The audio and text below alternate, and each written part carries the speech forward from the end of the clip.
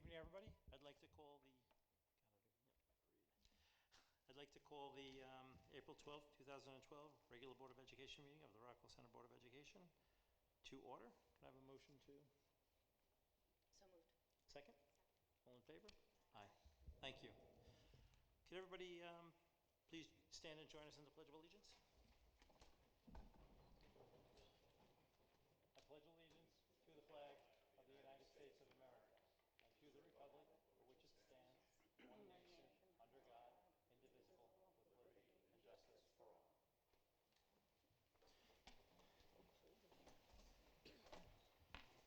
Thank you.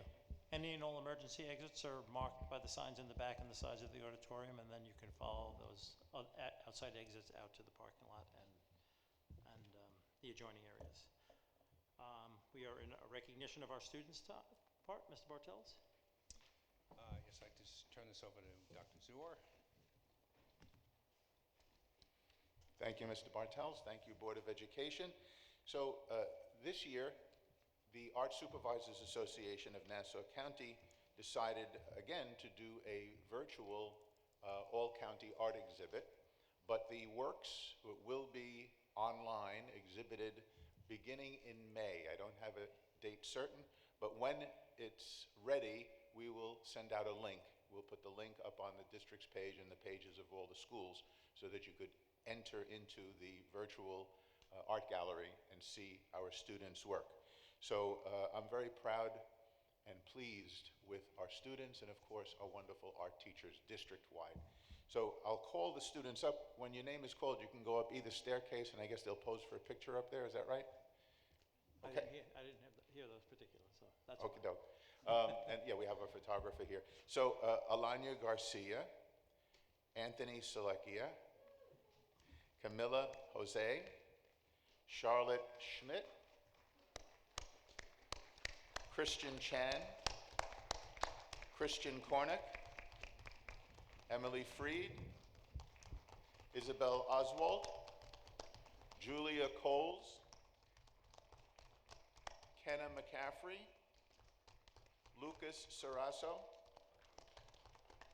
Madeline Scaleri, Megan Mullen, Molly Scheck, Nathaniel Salas, Olivia Pierre-Louis, Patrick Harmon, Sophia Maina, and Zoe Dwyer are all county art students.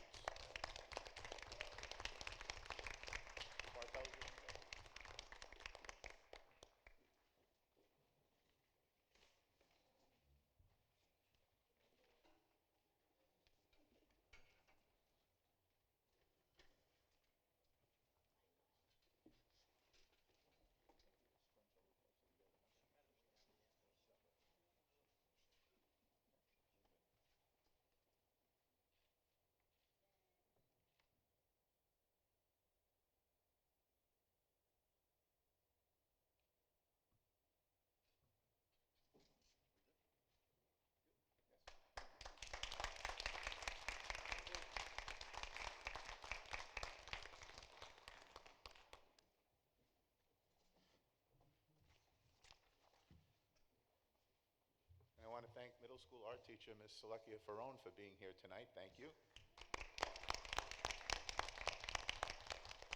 Mr. Gamache from the high school sent his regrets. He talked to me late this afternoon and said that he couldn't be here to support his students. So now, the students we're going to recognize now are all high school students. The Scholastic magazine does every year art awards, and our Art National Honor Society coordinates with the high school teachers.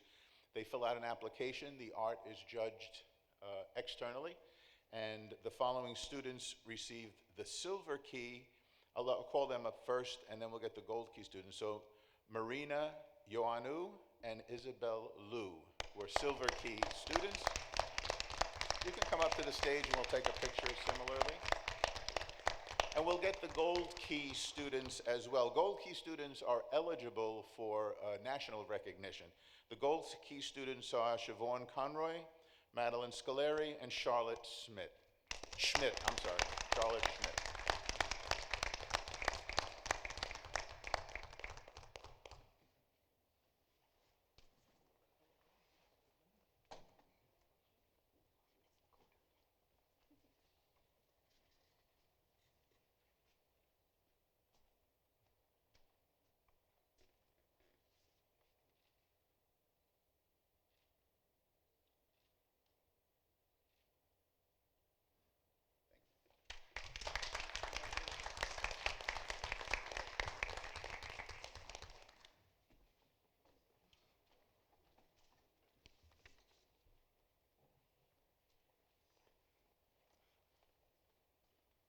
So congratulations to all our art students, all of our art teachers, district-wide. It's a great program, so thank you all.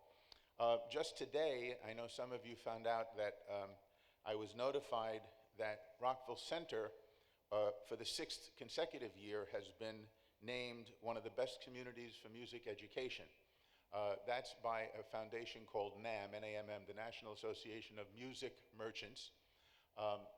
Only 4% of the school districts in the United States are designated as such, and there's an application process. And this year, the application process, and actually last year, was a little bit different than it always is. They usually look for the offerings. What kind of curriculum do we offer? What kind of opportunities do our students have for making music, both in school and in the community?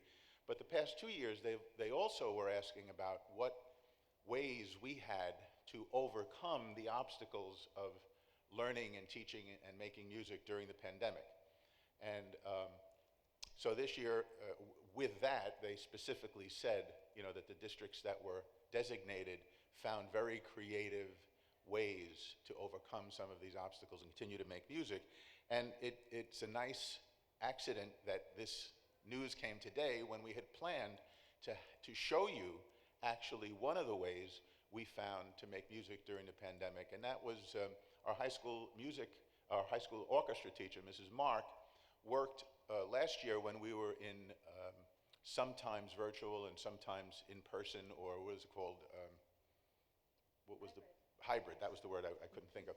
The hybrid, we were dealing with smaller groups of students. And so Mrs. Mark came up with ways of having small groups of students play together rather than the entire orchestra. So duos, trios, quartets, quintets, and she had students doing chamber music. Well, one of the great things about chamber music is that they don't need a conductor. So the students, it's very student-directed, it's very student-motivated, and the students take ownership of the creative process. And she liked it so much that she featured these same students you're about to hear in the All District concert because she thought the chamber music was so beautifully done by them that she wanted to showcase it. And we want to showcase it for you, and it comes at this moment that we're recognized for doing exactly this. So it's a wonderful opportunity. And actually, you guys, I'm going to call your names. You can go up to the stage. I just want to say one other thing about what they're playing. Sophia Adenilo, Isabel Liu, Ryan Jeffers, Timothy Reinhold, and Christopher Rakeman, our string quintet. So if you are as old as I am, and when you went to high school, as when I went to high school, I was happy to have music instruction and to learn about composers like Mozart and Beethoven and Schubert. However, when I learned about them, there was a vinyl record, and the professor or teacher played the record for us. I think the marvelous thing about what your children have here is they're going to play Schubert. And when in concert I hear a bit of a Mozart symphony or a Schubert or whoever, we just had a weekend of Gilbert and Sullivan. I was floored by the Gilbert and Sullivan. But these kids are learning this music from the inside out. And when you play the music, when you make the music, you internalize it in a way that you cannot just consuming it through the ears, So I'm so pleased and proud of these kids and their teachers district-wide, and happy about best communities in music education, and this is why. Schubert String Quintet, the fourth and final movement of the Schubert String Quintet.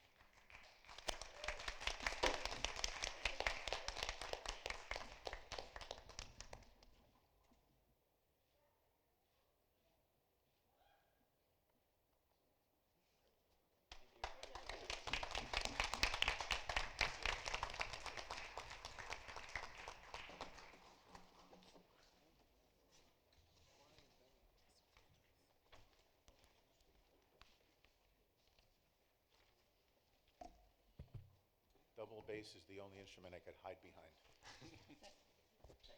Thank you, Dr. Thank you. Duar. Thank you, musicians. All right.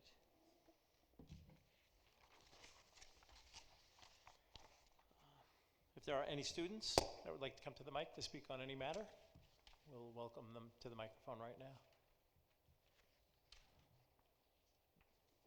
Not seeing any, we'll move on to Mr. Bartels, the superintendent's report. Thank you. I have noticed Dr. Sampino is out tonight due to the flu, and Ms. Lalo is also out. She's on vacation. Our COVID numbers actually are up slightly this week. We had 12 students out on quarantine today, with 6 on quarantine instruction. We actually expect 10 to be on quarantine instruction tomorrow as 2 of the students are returning. We are continuing all school activities as normal as possible.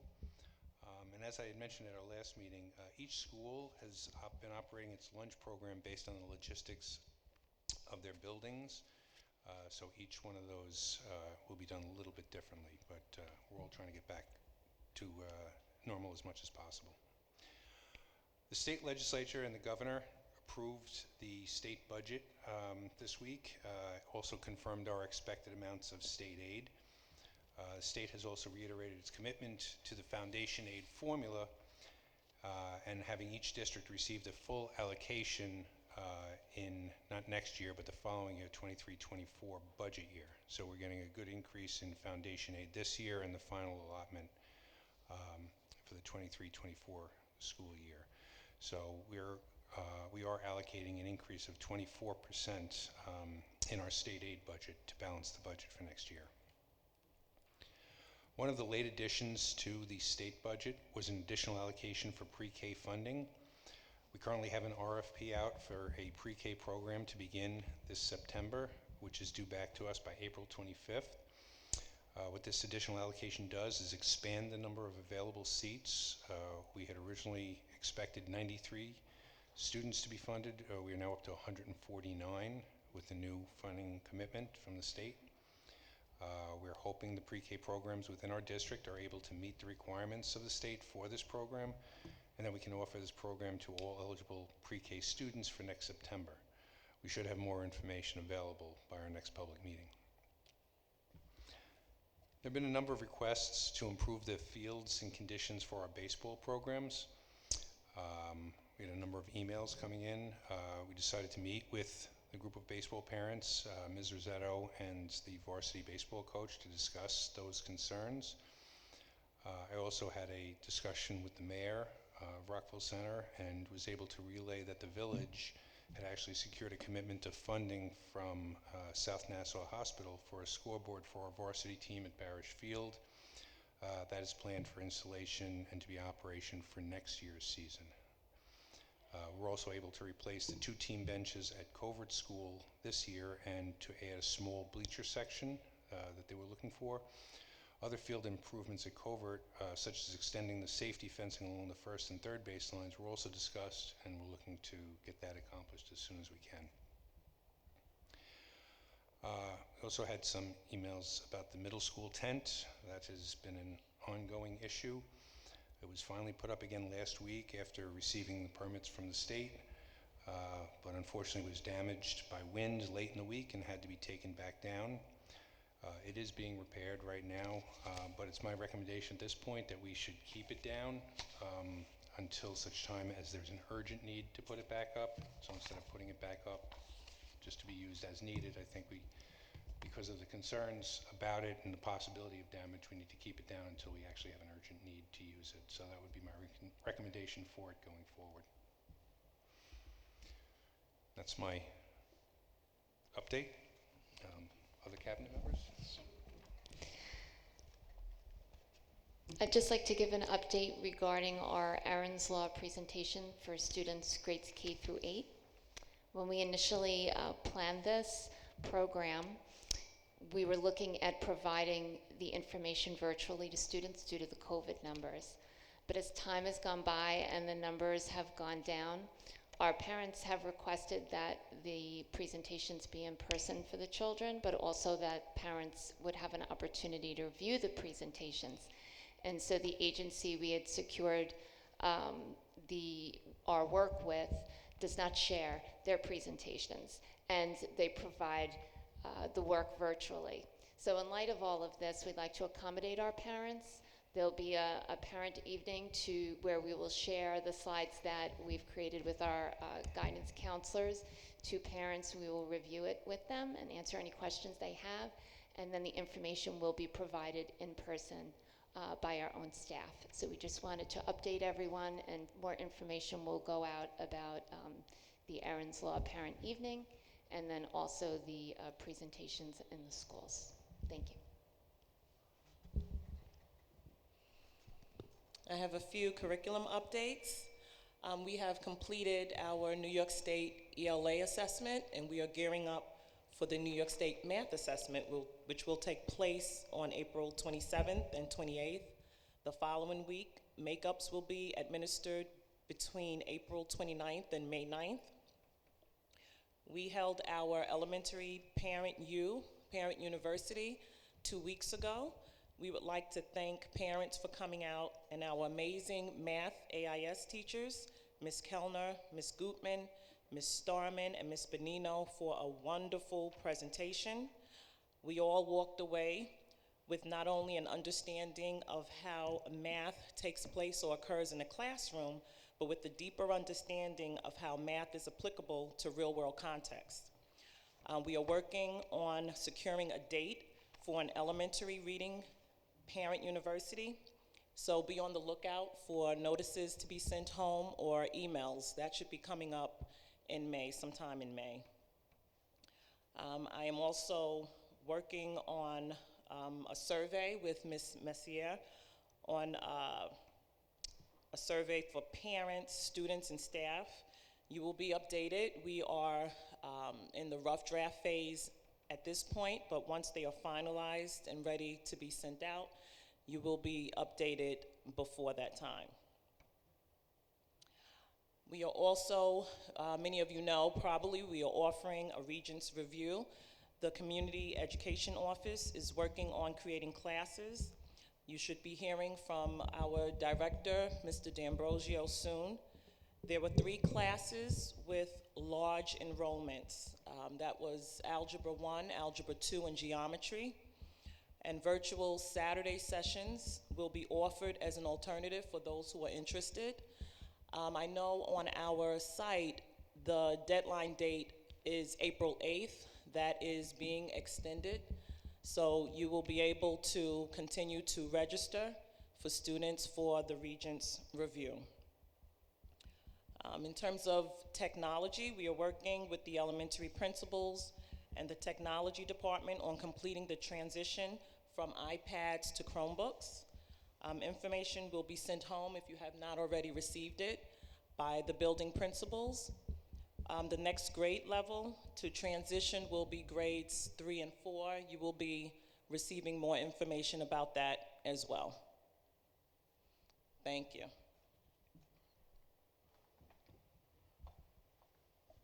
Dr. Hood? Yes. It's hard to say. The survey, can you just give a brief explanation of what our goal is to get out of the survey, what results we're looking for? So the survey is being drafted, as I mentioned, by Ms. Messier and myself, and we will be ascertaining school climate, input and feedback on school climate, instructional programming, just to get a feel for what parents feel, what they would prefer, what they would like to see, what we're doing well, and where we may need some changes, what your feedback and input, and we are looking to get feedback from parents, from staff, and students as well. One of the questions that has been asked by many people is how much, or comments, how much they pay for tutors on the outside. Is that going to be part of the survey? Is that a possibility to add that into? That could be something that we incorporate, certainly. Just to get a general idea of what support goes on outside our school. Mm-hmm. Yeah, it will be a comprehensive survey. Anyone else? I just had a follow-up question with the Regents review. You mentioned the Algebra 1 and 2 and geometry. What about the sciences, the earth science and the other classes? Right now, those seem to be okay. We have space, and that's why the deadline is being extended, to give everyone ample opportunity and everyone an opportunity to take part in the Regents review. So right now, for now, it looks like just algebra 1, algebra 2, and geometry are the largest classes. So if they're full, is there an alternative? Are we going to have to go to the lottery system? What are we doing for those classes? Well, right now, those classes are being offered. Those are the ones that are going to be offered virtually on Saturday. And there is space. So the purpose for putting those classes in place was to accommodate the overflow. So right now, there seems to be no issue, but I guess at a later time, if those classes become filled, we'll definitely have to explore that option. Yeah, so there were 3 classes. There were several sections of Algebra 1, Algebra 2, and geometry. 1 class in each of those subjects exceeded capacity. So we're making that internet option available on Saturday for those particular classes. But as they said, we're going to reopen registration. Some of those students may choose a different time slot, and there may be some room in those other time slots. So that's what we're doing. We are also doing review classes in, as you mentioned, earth science, global chemistry, U.S. history, physics, and living environment. So we are doing Regents review in all those, and we didn't have any other sections that were over the class cap. We're trying to keep everybody to 25 students per class, so we've had less than 25 in all those other subject areas. That's great. Thank you. So just to touch on it, we originally were going to lottery with the numbers, but we are trying to accommodate every student that applies at this point. Yes, we used the lottery for those three particular classes that were over, but we're right. So we're trying to give them an internet available option on a Saturday, but we will reopen those other sections in those classes if they can make it at those times. Thank you. Just a follow-up too with that, Dr. Hood. If the people who originally signed up for the class now prefer the virtual section versus the in-person, are they able to make a switch and then maybe allowing room for people to make that switch between in-person and virtual? Absolutely. Okay. Yes. Mr. Bartels, I know it's the bane of your existence and you don't want to talk about the tent, but I have 2 questions about the tent. Did we purchase the tent? I know we spent money on it, but do we own it is the question. Yes, we own the tent. Okay. So if we don't put it up, are we finding another purpose for it, or what? I guess it's one of those large items that might not be able to return, I'm assuming. Correct. Okay. We are having it repaired under warranty, but my concern is continuing to put it up and take it down and possibly having additional damage. We had been looking at it as a way to get kids outside in some of the not so good weather, but I believe I saw them actually outside without the tent today. That's what I was going to ask as a follow-up, because I was by the middle school as well today, and it was beautiful out, and I just was wondering, I mean, I don't want us to be stuck with the tent, but do we need the tent for these students to be able to get outside and eat outside? We have space, and it's on a day like today. Can we get these students outside is really my question. Not with the better weather. They did have tables. I saw they moved tables out there today. They had students eating outside today. So in the better weather, they can use it. Hopefully we'll continue with that. With heavy rains and winds, they wouldn't be going out there anyway. Right. So, I think it was a good idea with COVID and everything, but logistically it's turning out to be, much more difficult. So unless we have another issue with COVID where we really need that space and need to expand it a little bit outside, I think we should probably keep it down and reserve it for that use. Maybe we could use it in the future for if there's planned events that are supposed to be outside, and we can then tent the event so that they can still happen, rain or shine. We could hopefully use the tent for something, but I wanted to just hopefully just suggest that our middle school students can still get outside without the tent, because I think it is healthy for everybody in elementary schools as well. As long as we can get them outside, we can maybe stop some of the spread of some of the beautiful things circulating right now. Yes, and Thank you. Ms. McGinn is in tune with that, as I mentioned, so she is doing that. Thank you. Anybody else? The only other question I had was with the math state assessment coming up on April 27th and 28th. We are creating a full-day schedule for all students, unlike the ELA, correct? Correct. We will have the testing in the morning, and then they will go to a shortened bell schedule in the afternoon. Okay, thank you. I just think it's important for parents to understand that the students will be in school both days. They're taking the test or starting later. Thank you. Yes. Can we send a notification out just so there's, I mean, it will be a little confusing because it didn't happen last time, and just can we make sure that goes out? Sure. Maybe even a few times? Middle school parents already got it, but yeah, I wouldn't. Oh, you hurt did? to Okay. get it out. We All just right. got it. Okay. Anybody else? We have any and all correspondence that can be posted are posted out in the hallway on the table. We have a list of them here, and we have a new item on our agenda, which is updates on correspondence. In working with our attorneys, the attorneys feel this is the better way to respond to emails, so that there's no private discussion outside of the public venue. And Mr. Bartels went through a few of them already, answered some of them. We do have emails from district residents regarding fundraising, and we're going over the fundraising policies. We've been doing it for the past probably 2 months, and we will do it again today. And the process involves just reviewing policies that were on the book and adding some legal language that the attorneys have provided us, and then we'll go forward with asking the district to enforce the policies that are on the books and make sure those things that we have all approved in public are enforced on the school books. The dismissal time we talked about. I know we had talked about not going through the emails, but until we get used to, I think we'll just go down the line and make sure that all the questions have been answered in one form from an administrator or both. Well, Staff Appreciation Day, we don't need to.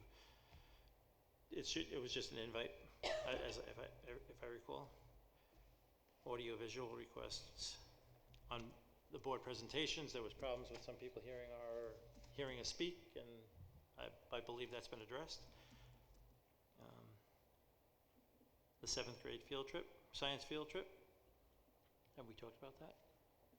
I believe Ms. McGinn answered Ms. those McGinn answered questions directly. in emails to the parents that addressed them. All right, we had questions on FOIL requests, which I believe were spoken about at our last meeting. Lunch in the classrooms at Hewitt and field trips. Mr. Bartels can just touch upon that. How a building principal, runs the building that they're in charge of. Yeah, as I mentioned, each building runs school lunch a little bit differently. With the addition of kindergarten specials this year and the restrictions due to COVID, the way the principal had the class period set up, they were limited in the amount of time that they would have to put all the students together for lunch, but they are trying to do that as much as they can, getting those students together, so that's why it's a little bit different in some buildings rather than other buildings. And field trips, we have been moving towards field trips to try to get more out there, so that is happening. Actually, Hewitt just went to Ashokan last week and had a great time, so those field trips are continuing. So the district is kind of opening up school the way we understood it in the past, but the principals are still taking precautionary measures to move forward in their approach on different things. So it's a conversation to have at your PTA meetings with your principals to try and figure out how you're going to move forward. But it is in their jurisdiction to make the determination of these specific things that happen at the schools. Mm-hmm. Correct? Yes. thank you. If anybody else wants to jump in on any of these, feel free to. Audio-visual field trips, the photographs. I don't recall the 3 emails regarding a thank you. Anybody? No. Okay. Mr. Bartels has met with some people about the National Junior Yeah, National. I met with a few parents regarding National Junior High School trip. They had some concerns over how the students were determined to go on that trip. And I think we had a good discussion and talked about it, and we'll be talking about that with Ms. McGinn going forward and how that may or may not change for next year. So.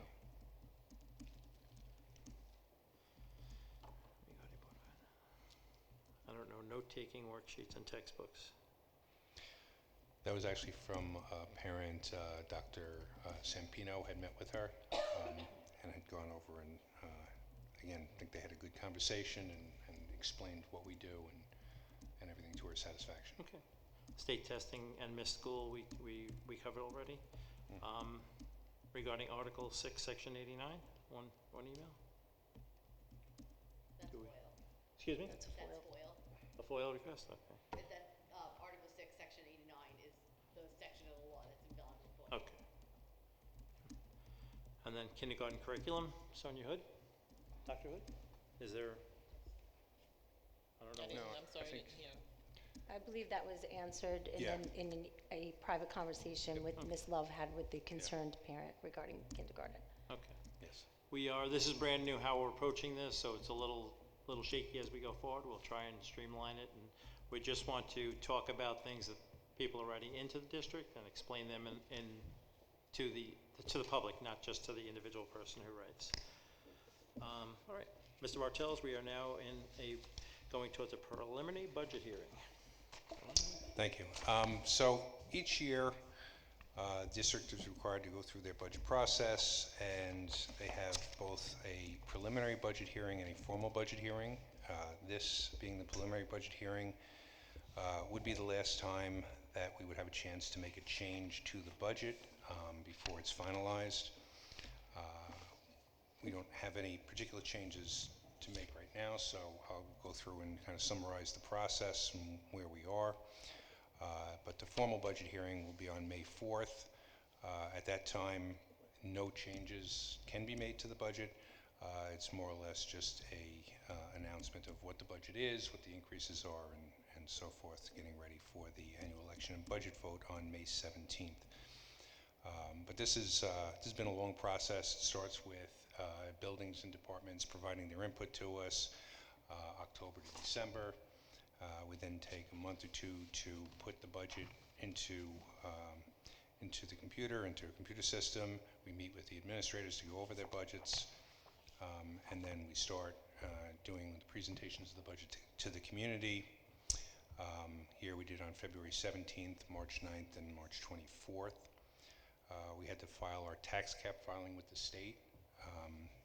That's a formula, so the tax cap, many people think it's the 2% increase in the CPI is the maximum increase. That is just part of the formula for the tax cap.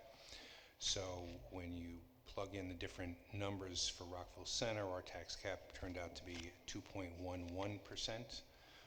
That's what we filed with the state, and our tax increase for this year will be 2.10%, so we are going to be under the tax cap for this year. If you recall, for this current school year, we actually had no increase in the tax levy at all, so we were able to enter this year in good shape and not have to increase taxes at all for the current year. So we've been in pretty good shape that way. To summarize the budget, we're at $129,050,491. That is just under a 4% increase. The entire budget document, I believe, was outside. It's also on the website. Are Your Schools should be out in everybody's homes, summarizes the budget in more detail and context than I'm going through tonight. Also gives specific date information about when and where the budget is. Our state aid, as we mentioned, was a big part of funding this budget for next year. That's a 24% increase in state aid. The tax impact for the average home in Rockville Center, I do this every year. It's a difficult calculation. There are a lot of variables that go into it, but just a straight increase, assuming no changes for next year, an average home would be $13,500 would be the average taxes that they would pay, which would be about a $278 increase for next year for the average homeowner. That right now is an estimate. It's based on preliminary numbers that we have. Tax assessments and adjusted base proportions still need to be finalized, and those are key in determining what the actual increase or change in the taxes are.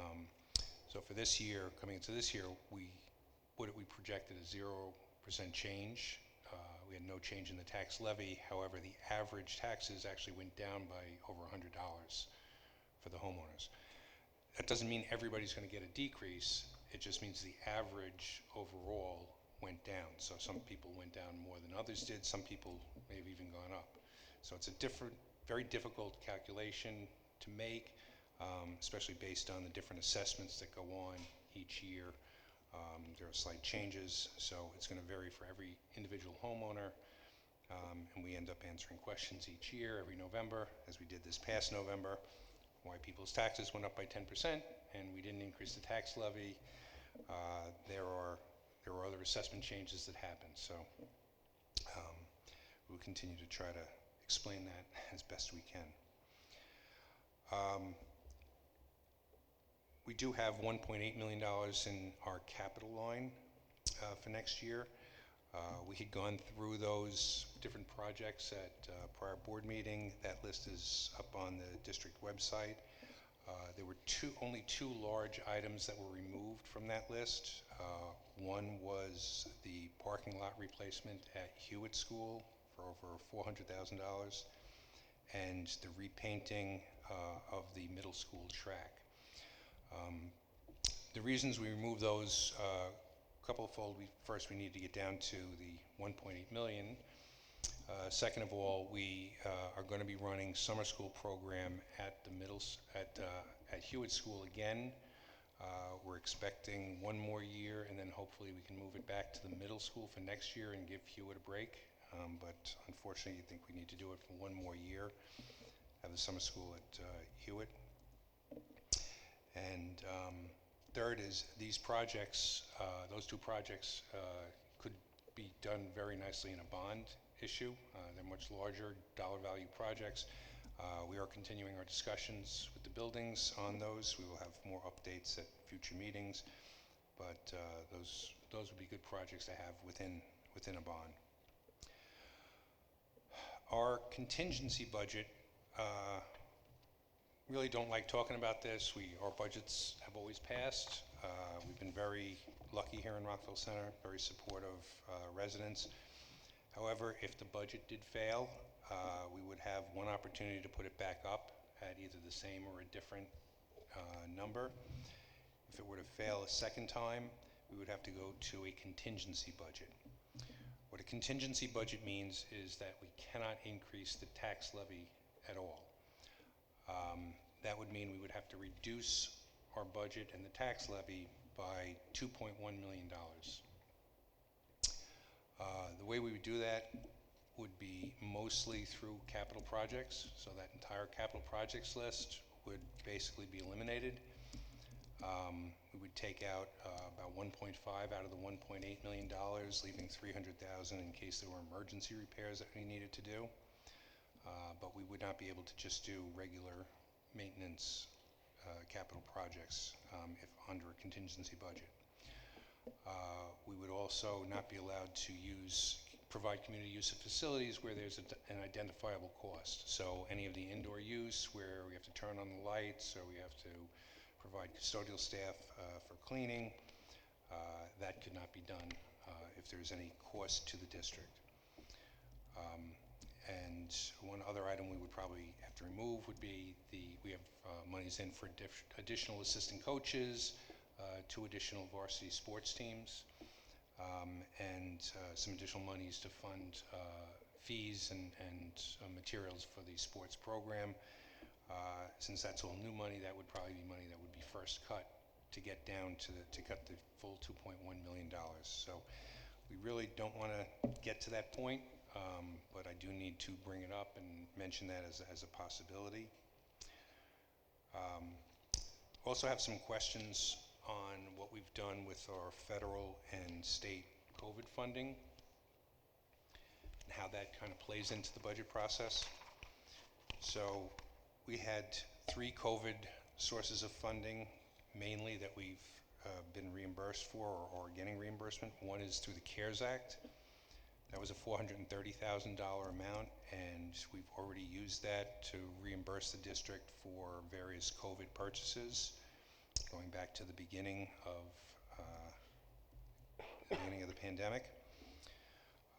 Then there were 2 other sources, the COVID-19 stimulus funds, which were about $1.28 million, and the American Rescue Plan funds, which were $2.8 million.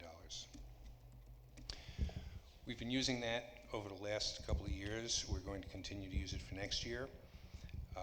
What that money has gone for is we were able to complete our conversion from iPads to Chromebooks using a portion of that money. We've provided additional aids for the supervision of lunch, since we had to have everybody in their own classrooms instead of everybody in one space. We needed some additional support there. We've provided before and after school support programs to help provide additional help for students. The Regents Review programs that we just mentioned, we're running those for free this year at no cost to the community. Quarantine instruction support we've been providing to students who are out on quarantine to get them in. We've been providing support for that. And additional reimbursement for other COVID-related purchases, things like the tent, as we mentioned, and numbers of other wipes, cleaning supplies, and so forth. So those are the types of things that we're using that federal stimulus money for, and we will continue to use that next year and possibly even for the year after until that funding is gone. So that's really where we are. I know the budget is a very difficult document to kind of gather and take a hold of, and we've had many questions on it in the past. I would agree with a lot of the people that it's difficult to read and difficult to understand, but it's something that we have to do each year. We're required to put it together in a certain format required by the state. We need to break up the budget numbers as best we can according to the state required codes, and that's what we do. So that's where we are. Preliminary budget. Any questions from the board? Good. All right, now we're going to open the mic for people with questions just on the budget. Anything related to the budget at this point?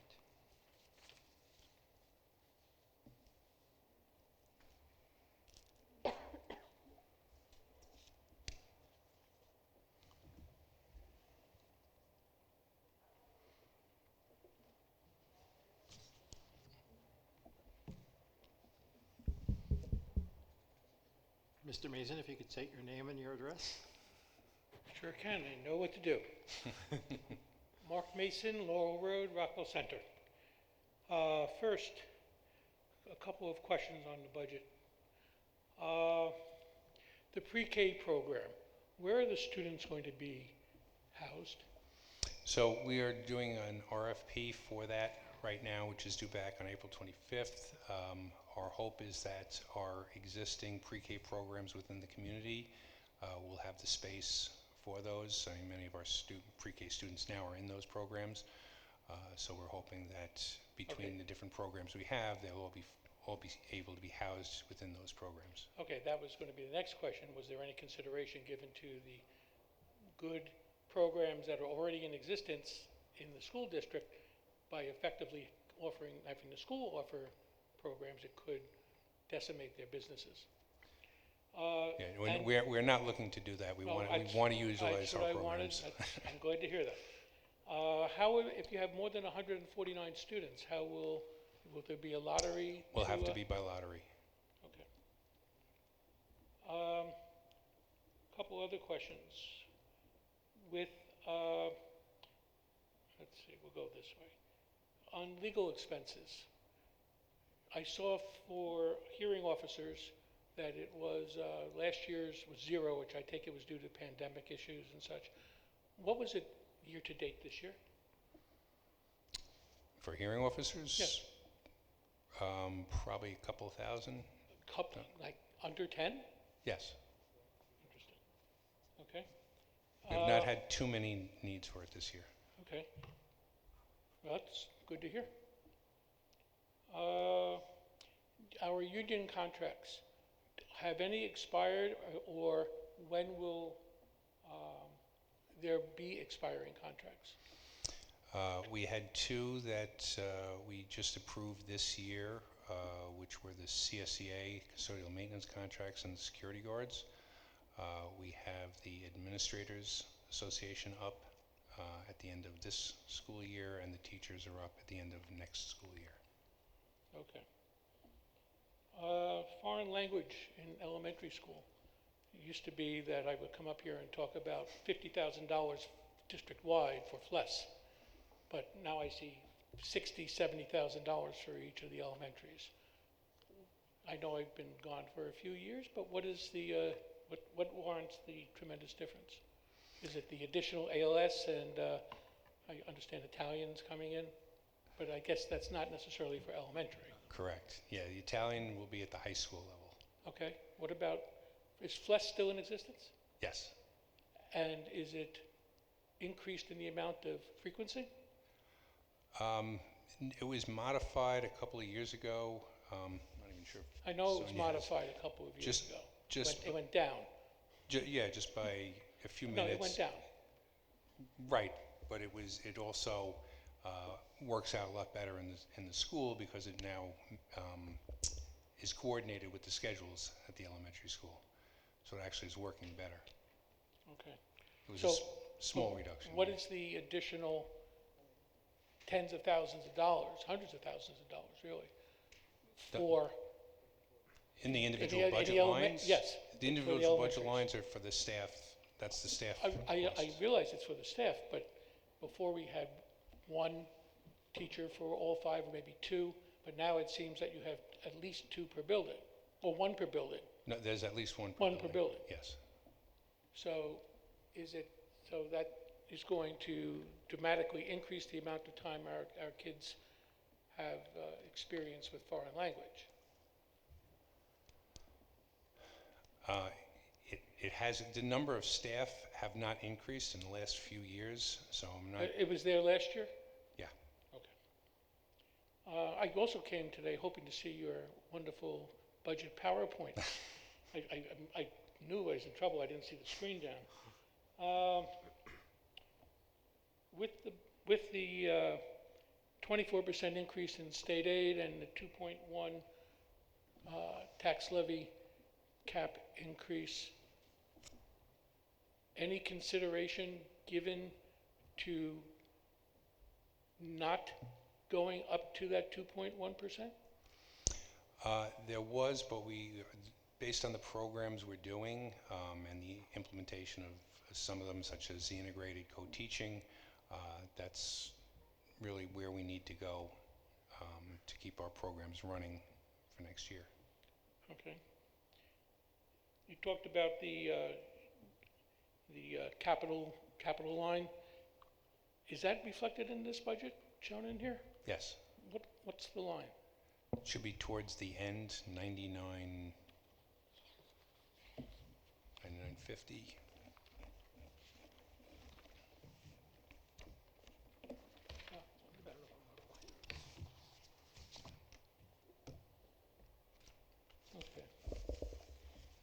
but it didn't, it's not, It's right at the end. it's not, it's the last page. Yep. But Yep, very it's- last but it's line. not, Very no- last line. Yeah, no specificity. Right. Okay. Yeah, we did that on a previous presentation on the PowerPoint, but the list is on the district website as well. Okay. I think that pretty much covers my questions. Thank you all. Thank you, Mr. Mason.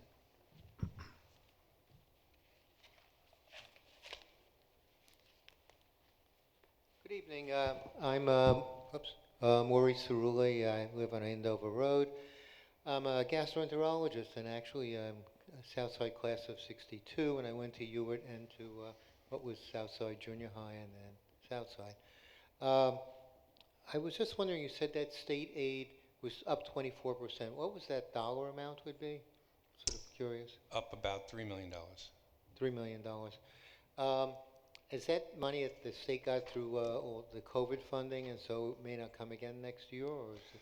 No, this is, as I mentioned in my opening remarks, we have a commitment from the state for something called foundation aid.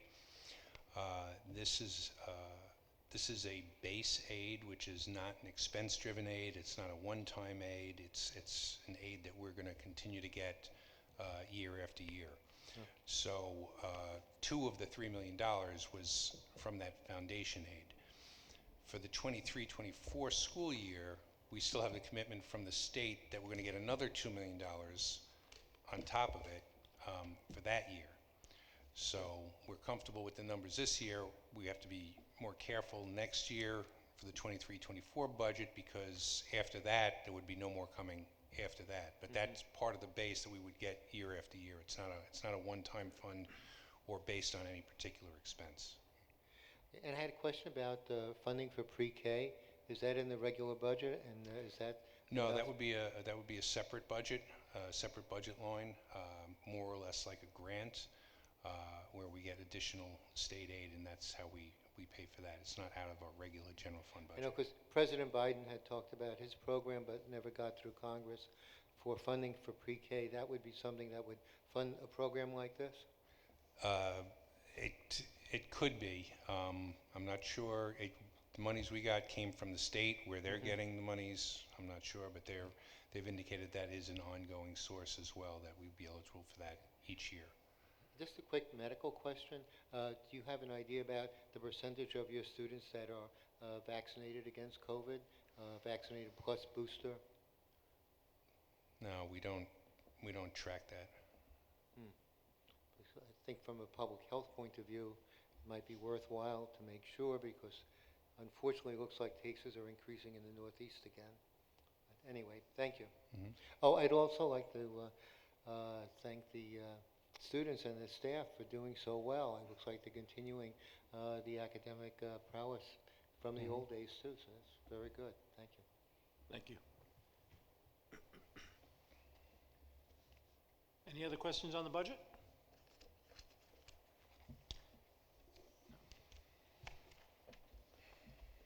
All right, we just have to take a motion on a few things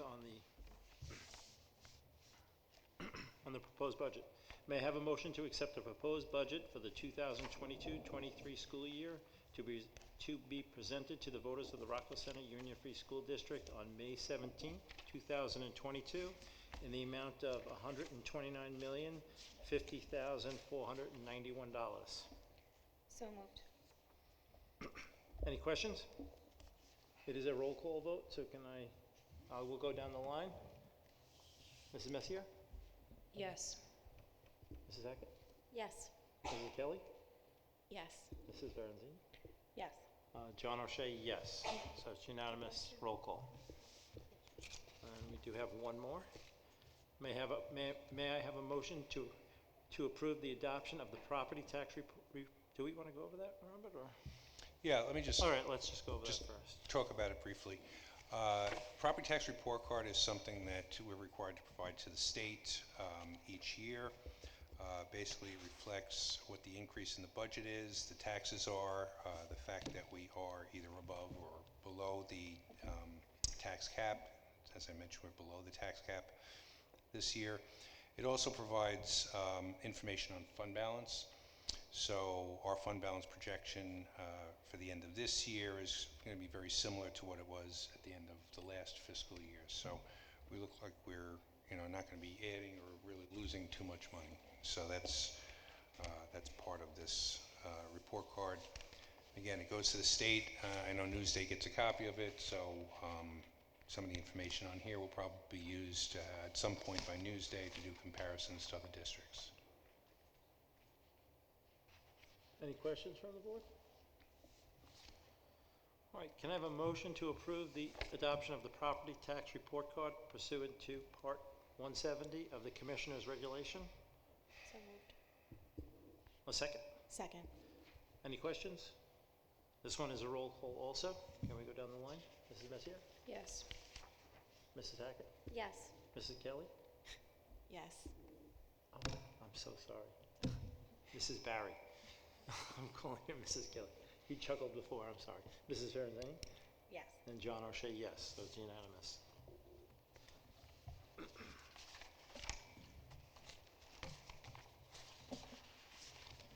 All right, we are going into items for discussion at this point. First up are the policies, the fundraising policies we've been talking about for the past few meetings, or multiple meetings.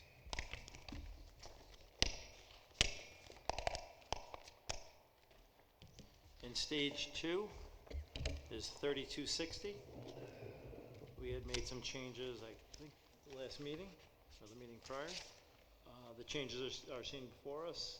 Does anybody have any questions or comments on the changes?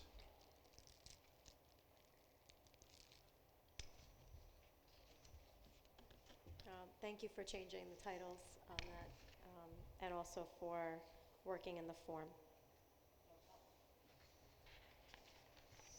No other questions? We'll move that to stage 3 for our next meeting.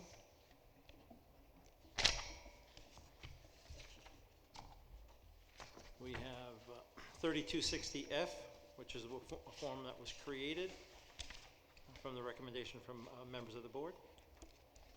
That too has been changed to adapt more to what the policy was changed to. Any questions or comments on the form? The address, email address to where the form is going, we're just leaving that for now, and then we'll update it at a later stage, is that? Yeah, I don't think you need the email in there at all. Just think it needs to go to the superintendent at the following address. Yeah, so can we remove that entirely? Yeah, thank you. Just for consistency, I'm sorry, John. No, okay, I saw that was removed, the specific one, but it was a general, okay, I'm sorry, go ahead. Mrs. That's Hackett. okay. The titles for 3260 and 3260F, one says "and" and one says "or." I don't know if they need to be the same.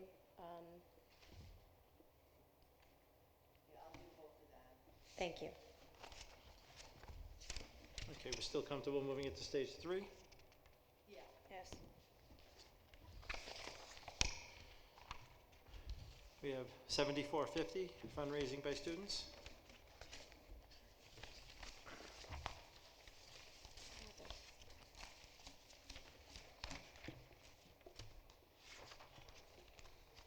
Any questions or concerns?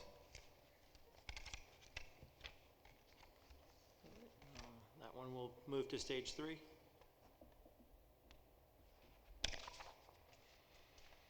Uh, 7450F, fundraising by students form.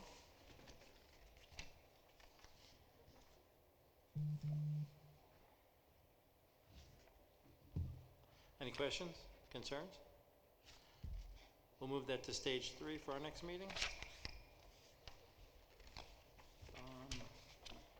The forms that are in stage 3 we will approve at our next meeting. So if anybody has any concerns or questions, you can bring them up. You can bring them up on any of the policies as they're going along, but next meeting would be the last. We would approve, if we approve to go past this stage, we'll approve them at the next meeting. So 3271, solicitation of charitable donations from school children. There were no changes. Is everybody okay? Yes. So I'll move that to final finish. next meeting. 3273, solicitation funds from school personnel. All right, we'll move that up for the next meeting. And finally, 5230, acceptance of gifts, grants, and bequests to the school district. That is on stage 3 also. Any questions? We'll move that up for approval at our next meeting. Thank you. We're at now opportunity for superintendent. Mr. Bartels. Thank you. Just briefly, I just wanted to congratulate all of our student artists and musicians. You saw tonight how talented some of them are. Absolutely terrific. Also, as we do every year, we'll be attending PTA meetings at the end of April and early May for our PTA budget roadshows. At each of those PTA meetings, we will have at least one administrator and one Board of Education member at each of those PTA meetings. Thank you, Mr. Bartels. Opportunity for board members. Mrs. Messier.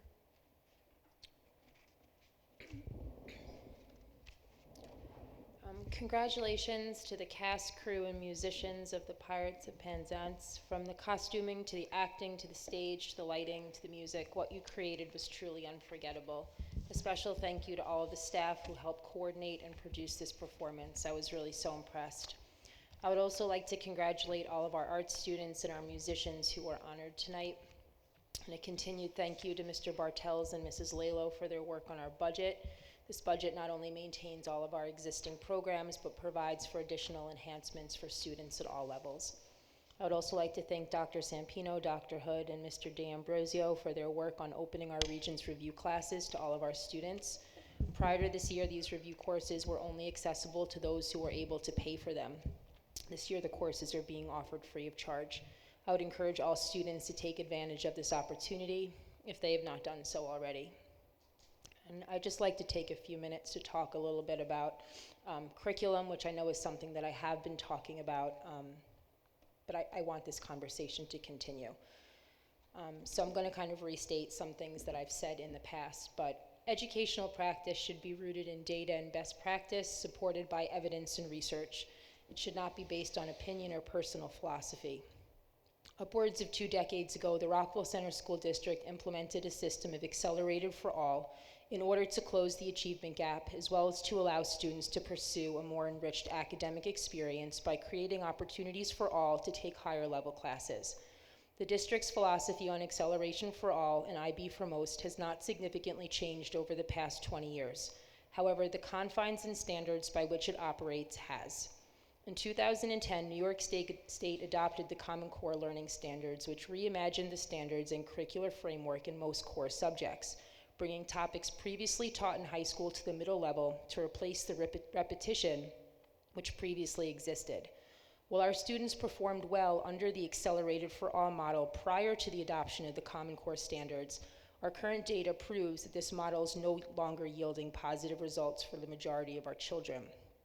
Over the past 3 days, I did my own deep dive into our more recent results, comparing our progress on the 2018-2019 Regents exams in mathematics and science to the progress of every other Nassau County school district. And what I discovered was more than concerning. I started by looking at the passing rates in Algebra 1, Geometry, and Algebra 2. And in comparing them to the 45 other school districts in Nassau County, in Algebra 1, we rank 28th out of 45 school districts with an overall passing rate of 90%, which means that 10% of our students are not passing this exam. And as one of a community residents said at our last meeting, passing isn't 65%, it's actually somewhere closer to 35%. So 10% of our students are not scoring 35% or better on this exam. I also looked at our economically disadvantaged students, as my understanding of why this program was put in place for Accelerated All was really targeted at making sure that all students, regardless of who you are, where you came from, or what your means were, had access to these courses. And the concern was that some economically disadvantaged students may not have the similar access to students who were not economically disadvantaged. Only 69% of our economically disadvantaged students pass the Algebra 1 Regents. In Nassau County, we rank as 35 out of 45 school districts for economically disadvantaged. And those numbers don't really get very much better as you go down the line. In geometry, we are 20 out of 45 school districts for our overall score. Economically disadvantaged, we are 33 out of 45. In Algebra 2, our overall score is 29 out of 45, and our economically disadvantaged students scored 44 out of 45. These numbers are very concerning to me. And again, the science, we're pretty much in the same place. We are barely breaking into the top 50%. Most of our numbers are closer to the bottom 20%. I also took a look at mastery because as an educator, myself, my priority with my students is not just passing, but it's to actually master the content to make sure that they're ready to go on. And our mastery rates are equally concerning. Again, for the most part, we are not really breaking into the top 50% of school districts in Nassau County. The comparable school districts, or what I would consider who are comparable school districts, have 30 to 40 percentile points higher passing these exams than our students do, both overall and economically disadvantaged. The data tells me that we are underperforming and that we are not keeping up with the majority of school districts in Nassau County who we once were comparable to. We cannot continue implementing an antiquated framework and hope for better results. We need to stop making excuses. We need to review our practice, our program, and our philosophy. We must reevaluate the system under which our teachers are tasked to present the curriculum. Again, this is not anything against our teachers. This is purely focusing on the system in which we are tasking teachers to teach and students to learn. We need to diversify our course catalog. We need to create appropriate options for all students, which is the purpose of a public education, a free and appropriate public education. Rockville Center should not be in the bottom 50% of Nassau County school districts. We should be in the top 10%. That is where we belong. And as a member of this Board of Education, I am not willing to go forward with any less of an expectation. I moved to this town because I want the best for my children. I want the best for all of the children in this district. 50%, 60%, 70%, that is not the best. We need to do better.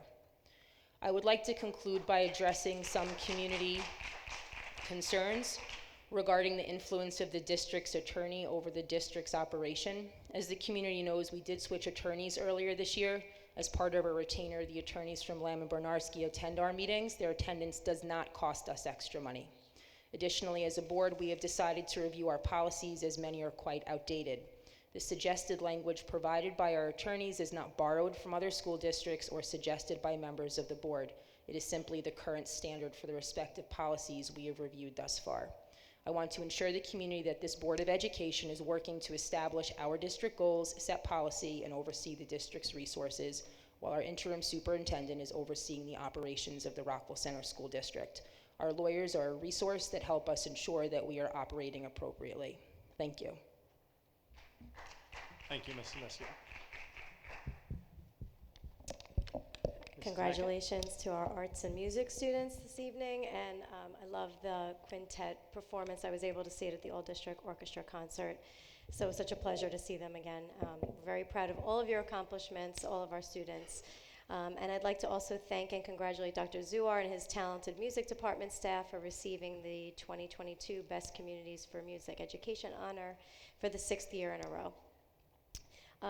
To that end, also, congratulations to our high school students on their performance of Pirates of Penzance. They were amazing. Everything that they did was just stellar Broadway quality, and I'm so happy for them that they were able to have this experience, especially for our seniors, as they're probably coming to a close on their performing arts career at Southside. Something that is near and dear to my heart is the Ed Foundation. The Ed Foundation, Rockville Center Education Foundation, is just an amazing organization that is 100% gifting and granting to our children in this town. And every year they throw a beautiful gala in honor of somebody who has had a positive influence on the district. This year it was for Dr. Johnson. It was a couple of years coming with the pandemic. It was put off. But Mrs. Barry and I were very proud to attend that event, and it's something board members have always supported, and I think is really important to continue to support.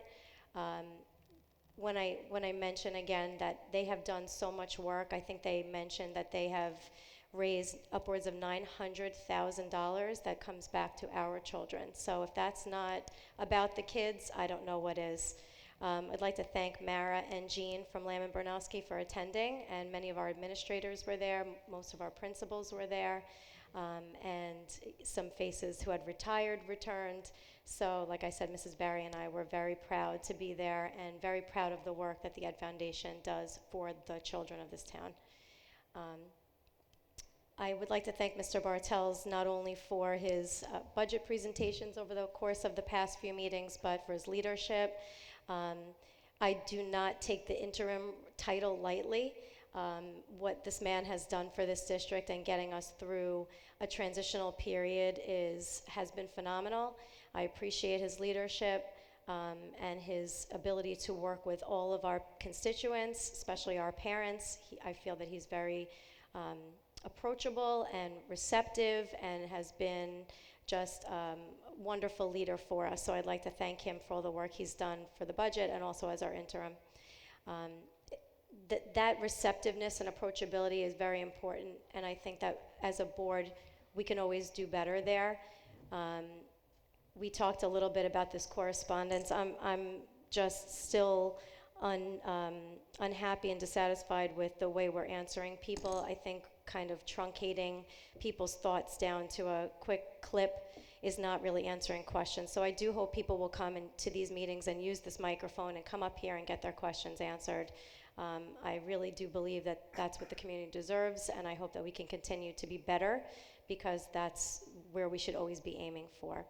To that end, don't want to let hang out there that this district is failing our students in any way. I think it's really important that data is reviewed and looked at in context with our administration, not outside of it.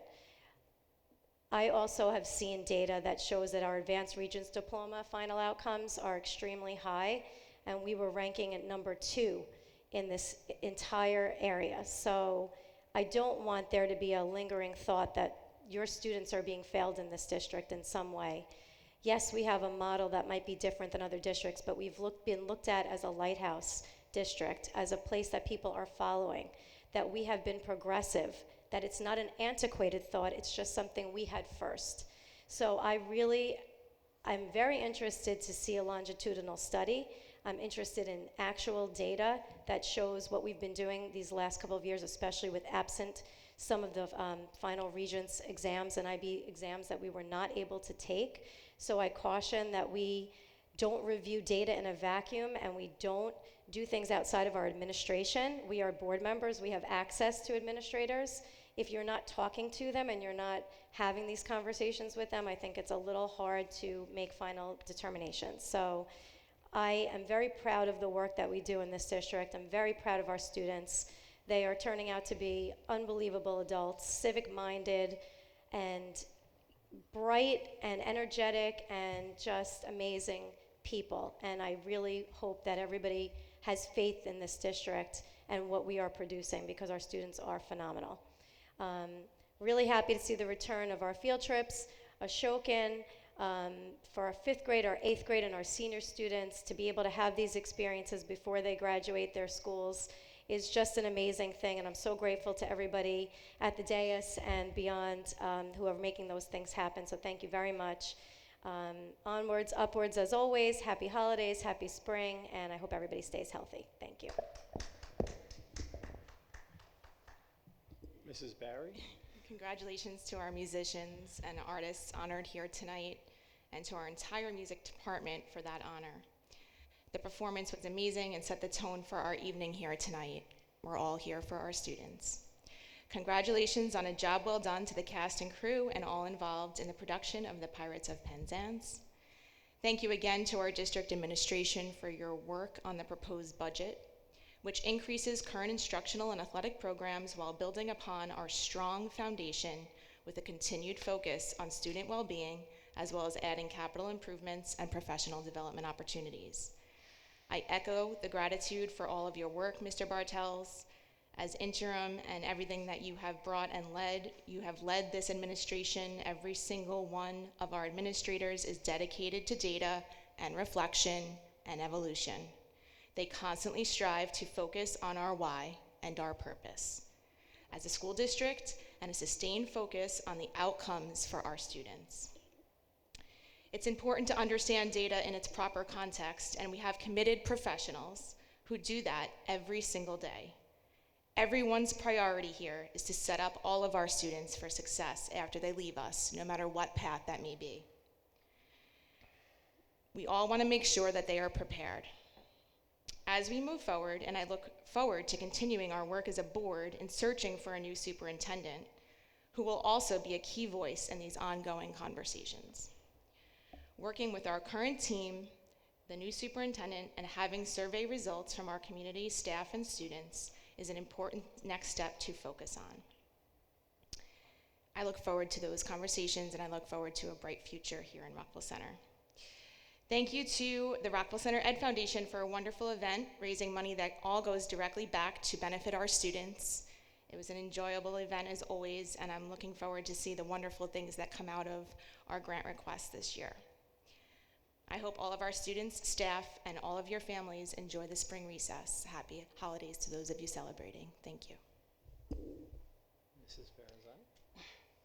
I would like to congratulate the artists and the musicians honored this evening and thank those for performing for us here tonight. It was spectacular.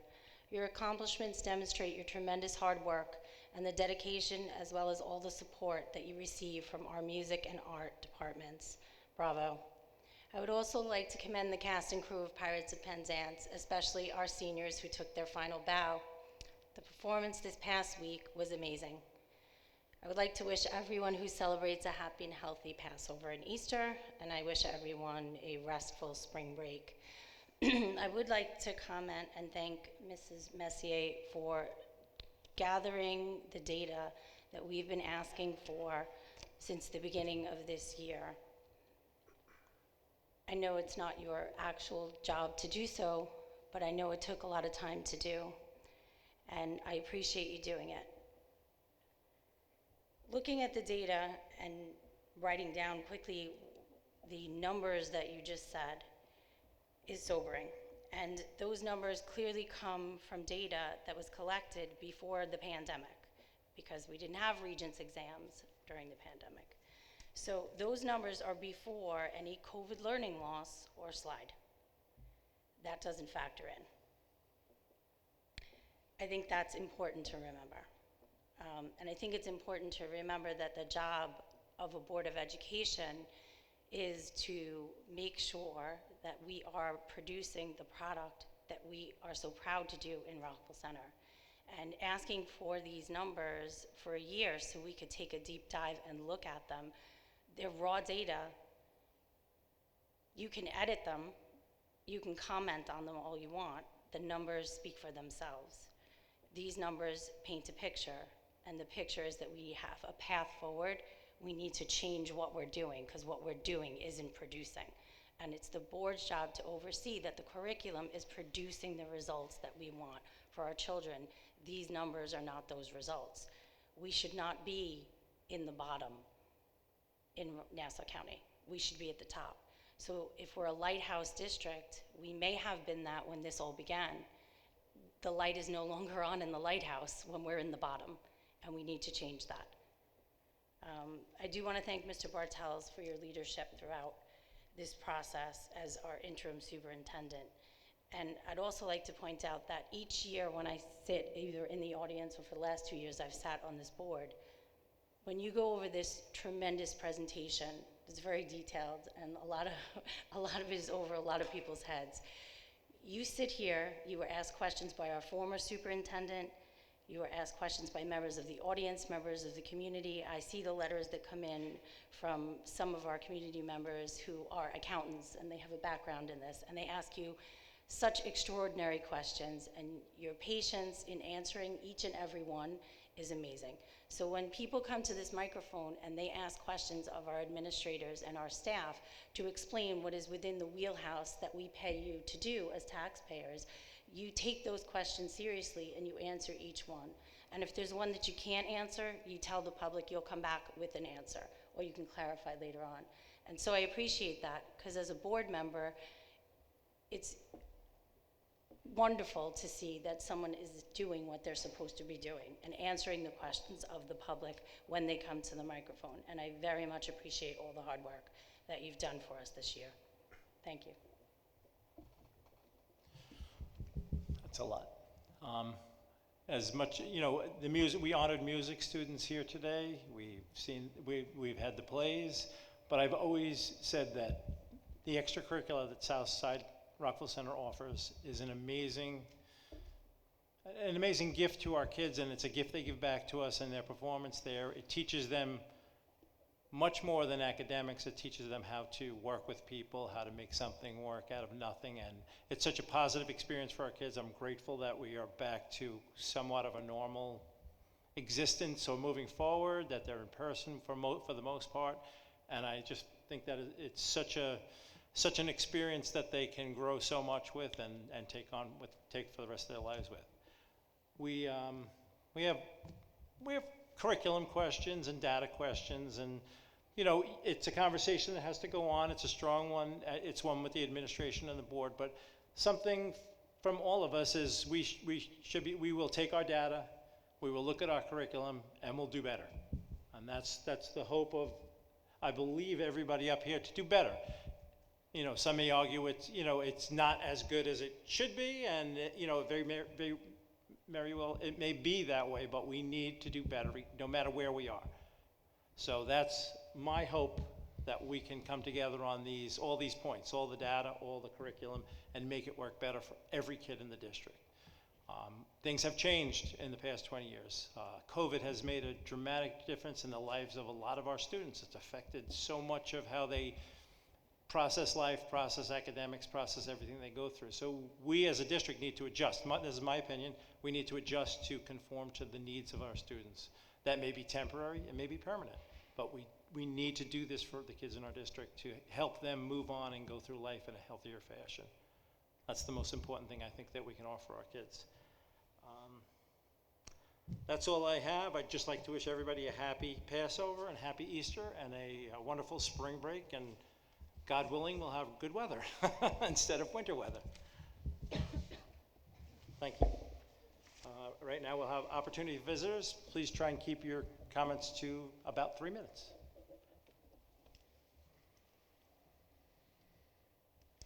Hi, Liz Walter, 28 Dorchester Road.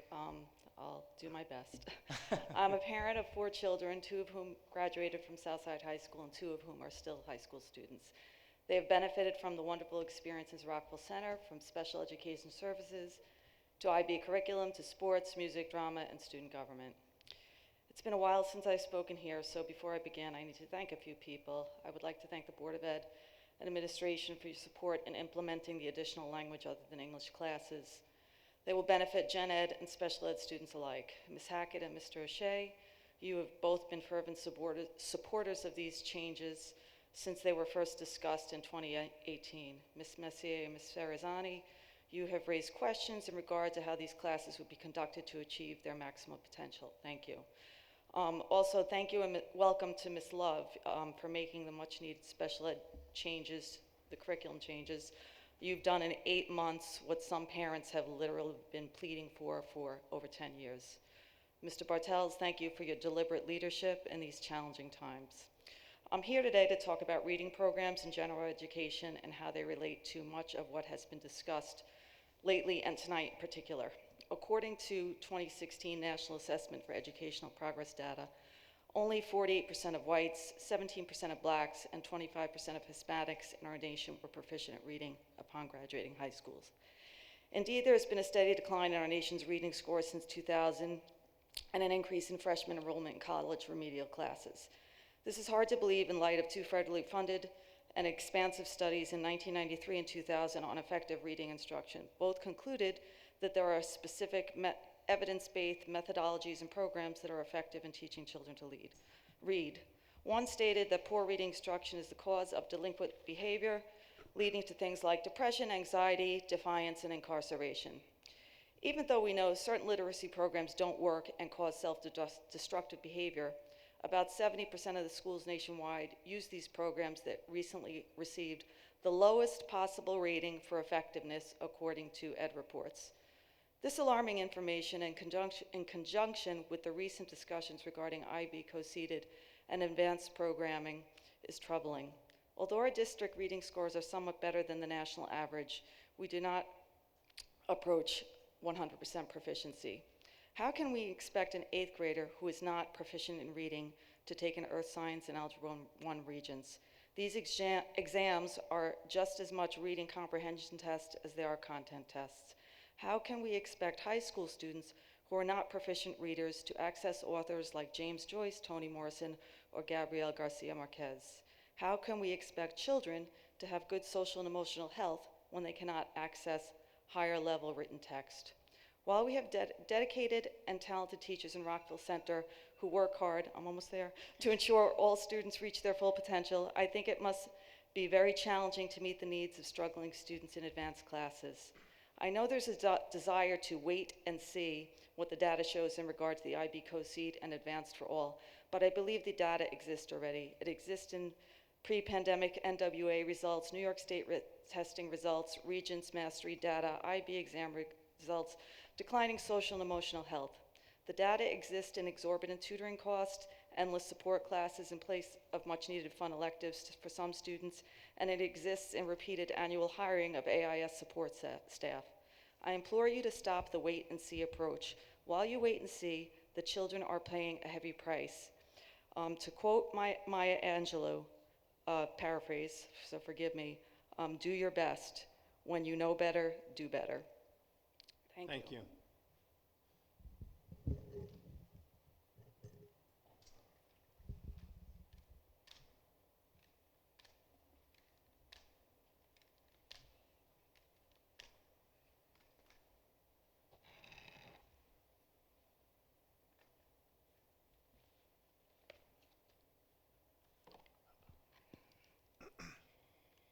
Hi. Hi.